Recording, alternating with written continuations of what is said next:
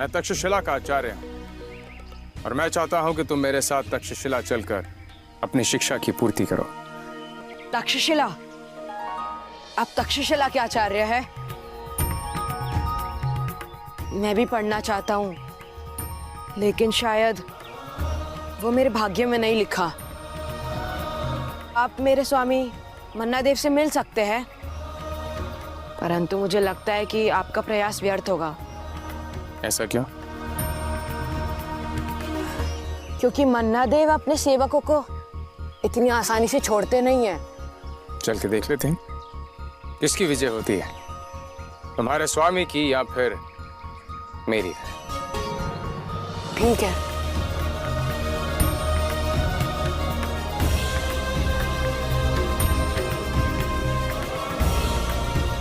कुछ ही समय में दोनों जंगल के किनारे पर बसे एक छोटे से गांव में पहुंचे। मन्ना के पास चंद्रगुप्त जैसे सैकड़ों सेवक थे, जिनसे वो अपना काम तो करवाता ही था और सही दाम मिलने पर उन्हें बेच भी देता था। जब चंद्रगुप्त चाणक्य को लेकर मन्ना के पास पहुंचा तो उसका गुस्सा फूट पड़ा। पूरा दिन निकल गया, वही मात्र इतनी सी लकड़ियों के लिए। अब कल तुम इसकी 5 गुना लकड़ियां लेकर के आओगे, तभी भोजन को हाथ लगाना। यह सुन चाणक्य समझ गए कि यह मन्ना धनानंद जितना ही क्रूर और निर्दयी है। इससे क्यों दंड दे रहे हो तुम? ये दंड का नहीं, पुरस्कार का अधिकारी है। इस सब में इसका कोई दोष नहीं। अभी अभी इसने एक यात्री के प्राणों की रक्षा की है। आपके यात्री की जान तो बच गई श्रीमान, परंतु मेरा तो नुकसान हुआ ना। कर दीजिए मेरे नुकसान की भरपाई, चुका दीजिए मेरा उचित मूल्य। मैं इस बालक को भोजन दे दूंगा, तब तक इस बालक को भोजन नहीं मिलेगा। मान्यवर, मैं तक्षशिला का आचार्य चाणक्य हूं और मूल्य आपको अवश्य मिलेगा, किंतु उससे पूर्व आपको इस बालक को मुक्त करके मुझे सौंपना होगा और फिर उचित समय आने पर मैं आपको आपकी आशा से अधिक धनवान बना दूंगा। ये मेरा वचन है। सुना आपने? हे आचार्य, मुझे धनवान बनाएगा। व्यापारी हो श्रीमान, इसलिए आप मुझे सपने ना ही दिखाए तो बेहतर होगा। आप मेरा उचित मूल्य ला करके मुझे दें। मैं ये बालक तो क्या, मैं इससे भी अच्छा सेवक ला करके दूंगा तुम्हें।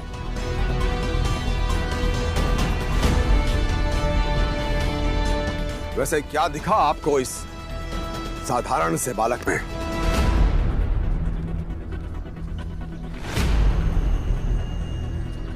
मगध का भविष्य,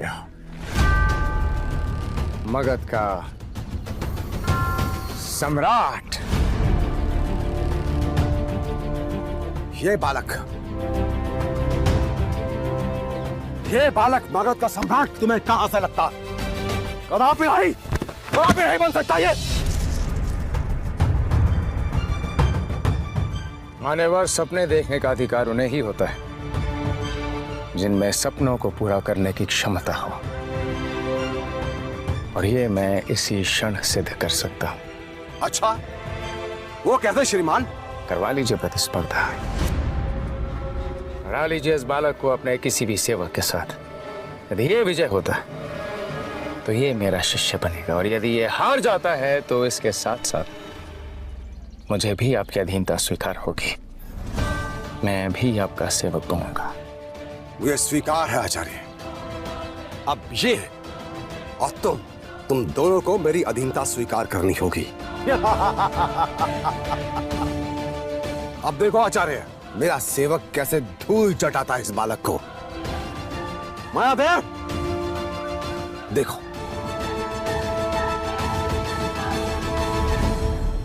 उसने अपने सबसे शक्तिशाली सेवक मायादेव को चाणक्य के सामने खड़ा कर दिया। मायादेव, पलक झपकते ही धूल चटा दो इस बालक को। मायादेव की विशाल कदकाठी को देख चंद्रगुप्त घबरा गया, लेकिन तभी चाणक्य ने चंद्रगुप्त के कान में धीरे से कुछ कह दिया।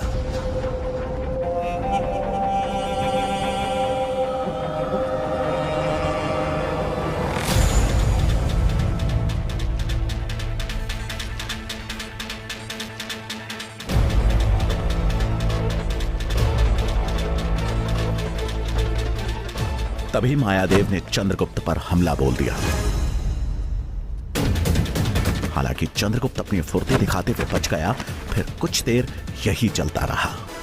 तभी अचानक चंद्रगुप्त ने मायादेव के घुटनों पर प्रहार किया।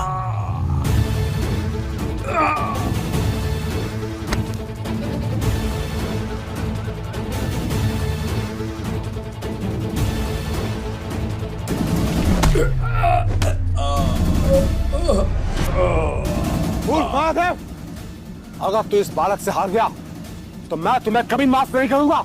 मन्ना के चिल्लाने से चंद्रगुप्त का ध्यान एक पल के लिए भटक गया। तभी मायादेव ने इसका लाभ उठाया और चंद्रगुप्त को अपने चंगुल में फंसाकर दूर हवा में उछालकर फेंक दिया। चंद्रगुप्त जमीन पर धड़ाक से गिर पड़ा। यह देख चाणक्य थोड़े निराश हो गए, जबकि मन्ना और वहां उपस्थित भीड़ शोर मचाने लगी। इसी शोर में चंद्रगुप्त को एक दबी सी चीख सुनाई दी और वो तुरंत वहां से भाग निकला। वो देखो आचार्य, भाग गया तुम्हारा राजा। अब तुम हाथों में कमंडल नहीं, बेड़िया पहनने के लिए तैयार रहो। बेड़िया। हालांकि चाणक्य समझ गए कि चंद्रगुप्त डर से नहीं बल्कि किसी और कारण से वहां से भागा है।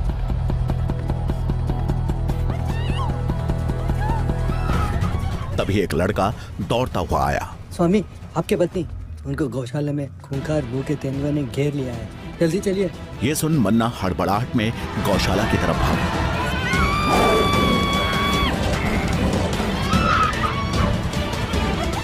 गौशाला के बाहर लोगों की भीड़ जमा थी।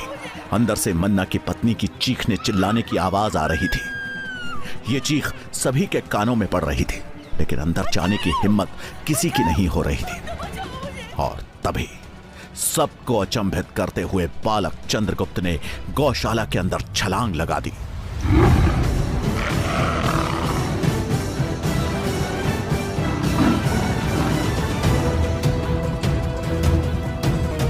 तेंदुआ मन्ना की पत्नी पर हमला करने ही वाला था कि तभी हवा को चीरते हुए एक झोंका आया और उस तेंदुए के पेट में लकड़ी का टुकड़ा घुसेड़ दिया।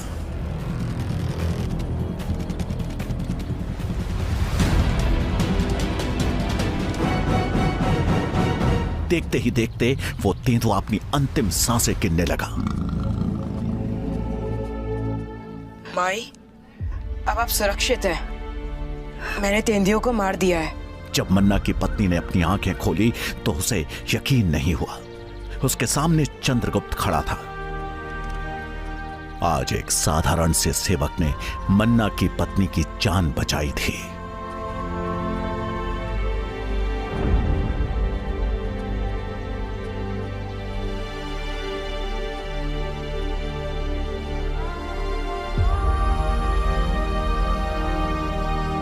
मन्ना ने अपनी पत्नी के पास आकर चिंतित होते हुए पूछा, तुम ठीक तो हो ना? जिस चंद्रगुप्त को सभी कमजोर बालक समझते थे, आज उसने ऐसा काम करके दिखाया जो बड़े से बड़ा सूरमा भी ना कर पाए। शारीरिक बल किसी की वीरता का प्रतीक नहीं होता। साहस भीतर से जन्म लेता है और युद्ध मात्र शस्त्र से नहीं, बुद्धि से भी लड़ा जाता है। चाणक्य की बात सुन मन्ना देव को अपनी गलती का एहसास हुआ।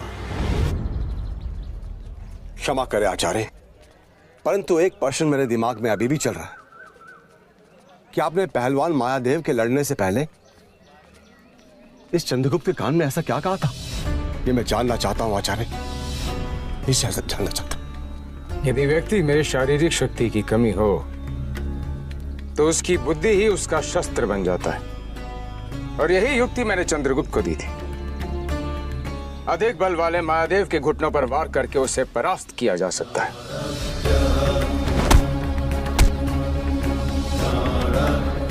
मन्ना देव चाणक्य के प्रतिभा से समझ गया था कि ये कोई साधारण आचार्य नहीं बल्कि बहुत बुद्धिमान और अनुभवी आचार्य है।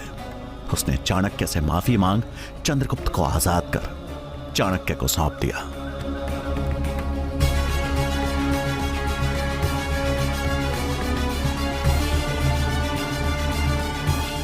चाणक्य चंद्रगुप्त को लेकर वहां से चल तो पड़े, लेकिन उनका मन किसी गहरी चिंता में डूबा हुआ था।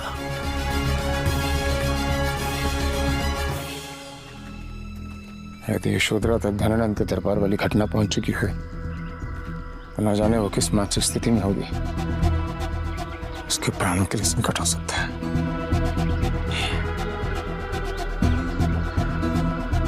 क्या हुआ आचार्य, आप इतने चिंतित क्यों हैं? मुझे पहले मगध जाकर अपनी पत्नी से मिलना है। मेरी पत्नी यशोधरा इस समय मगध में है और मेरा उससे मिलना अत्यंत आवश्यक है। किंतु यदि धनानंद के सैनिकों ने मुझे वहां देख लिया तो मृत्यु निश्चित है। मृत्यु? परंतु मृत्यु क्यों? क्योंकि मैंने प्रण लिया है धनानंद और उसके नंद वंश का समूल नाश करने का। मुझे अपनी पत्नी यशोधरा की चिंता हो रही है। धनानंद के सैनिकों को मेरी पत्नी की वहां उपस्थिति का पता चल गया तो वो मेरी पत्नी को जीवित नहीं छोड़ेंगे। किंतु एक मार्ग है। मगध में प्रवेश करने का एक द्वार है जहां पे सबसे कम सुरक्षा व्यवस्था रहती है। हम उसी द्वार से मगध में प्रवेश करेंगे।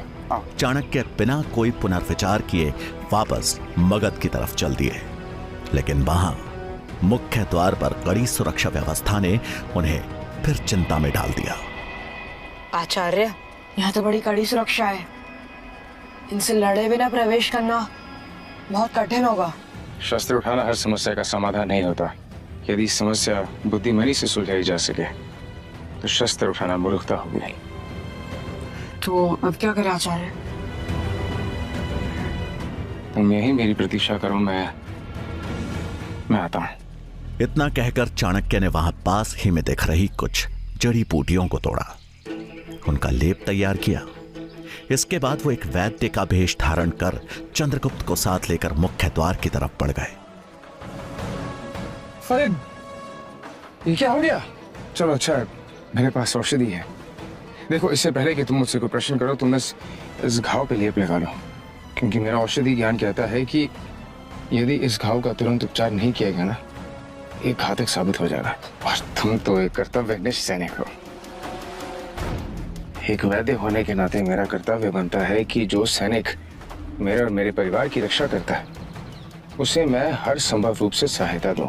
उनकी आंखों में झलक रहे सत्य और करुणा के भाव को देख उसने बगैर कोई प्रश्न किए चाणक्य का धन्यवाद किया और उन्हें प्रवेश करने की अनुमति भी दे दी।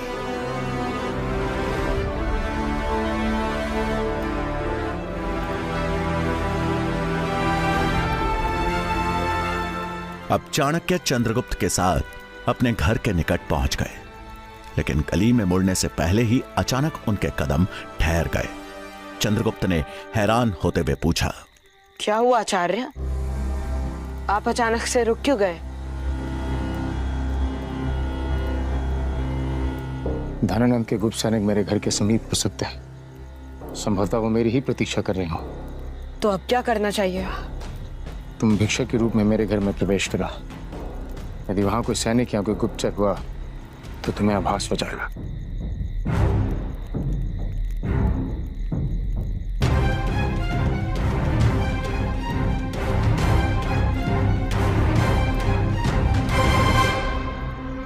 कुछ ही पलों में चंद्रगुप्त चाणक्य के घर के बाहर था तो उसने हर तरफ नजर दौड़ाई, लेकिन वहां पे ऐसा कोई भी सैनिक या गुप्त सैनिक नहीं दिखाई दिया। यशोधरा ने दरवाजा खोला। माता, भिक्षा मिलेगी? यशोधरा का मन अंदर से विचलित था, लेकिन घर पर आए भिक्षुक को खाली हाथ तो नहीं भेज सकती थी। हाँ पुत्र, घर में भोजन है, मैं तुम्हारे लिए लेकर आती हूँ। लगता है तुम बहुत देर से भटक रहे हो। ठहरो, मैं अभी आई। ये बोलते हुए यशोधरा अंदर चली गई। कुछ समय बाद जब वो भोजन और पानी लेकर लौटी तो यशोधरा ने चाणक्य को अपने सामने अचानक खड़ा पाया।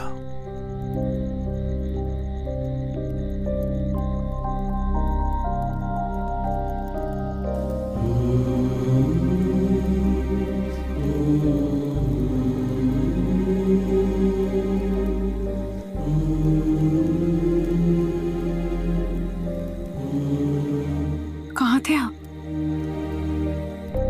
मैं कितनी चिंतित हो गई थी। कहाँ चले गए थे आप? और ये बच्चा आपके साथ है? इधर सुनो, सब बताता हूं।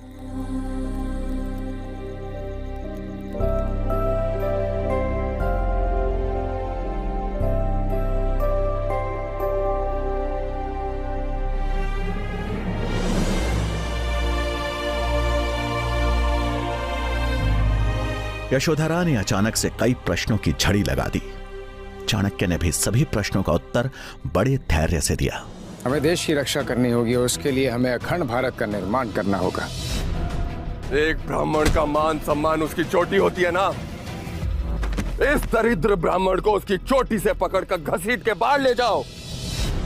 जब तक तेरे और तेरे नंद वंश का समूल नाश नहीं कर देता, जब तक इस राज सिंहासन पे किसी योग्य राजा को नहीं बिठा देता, मैं अपनी शिखा नहीं बांधूंगा। यशोधरा को धनानंद के दरबार में हुए अपने अपमान से लेकर जंगल में चंद्रगुप्त के मिलने तक की पूरी कहानी विस्तार से सुना दी। यशोधरा, ज्योतिष माधवाचार्य की भविष्यवाणी सत्य होने जा रही है। मैं तो सम्राट नहीं बन पाया, किंतु इस बालक को सम्राट बनाने का मैंने प्रण ले लिया और अपने प्रण की पूर्ति मैं करके ही रहूंगा। स्वामी, मुझे पूर्ण विश्वास है कि आपको अपनी खुली शिखा को बांधने का अवसर अति शीघ्र ही मिलेगा। यशोधरा अपने पति को बहुत अच्छी तरह जानती थी। अगर वो किसी चीज को ठान लेते थे तो उसे पूरा करके ही छोड़ते थे। रात को जब यशोधरा भोजन की तैयारी कर रही थी, तभी चाणक्य रसोई में आए। उनके हाथ में एक प्याले में रखा गाढ़ा सा पदार्थ था, जिसे देखकर यशोधरा ने उत्सुकता से पूछा, स्वामी, औषधि, आपका स्वास्थ्य तो ठीक है? ये औषधि नहीं, ये विष है।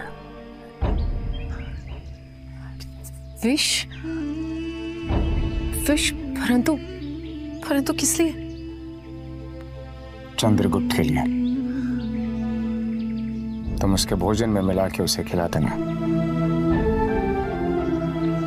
नहीं, मैं ऐसा नहीं कर सकती। स्वामी, आप ऐसे कह भी कैसे सकते हैं? इतना छोटा बालक, और आप मुझसे कह रहे हैं कि उसके भोजन में विष मिला दूं? में तुम्हें जितना कहा है तुम करो।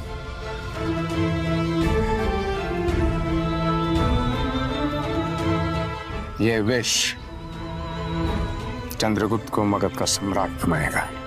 परंतु स्वामी, तो अब क्या होगा आगे? ऐसा क्या चल रहा है चाणक्य के दिमाग में?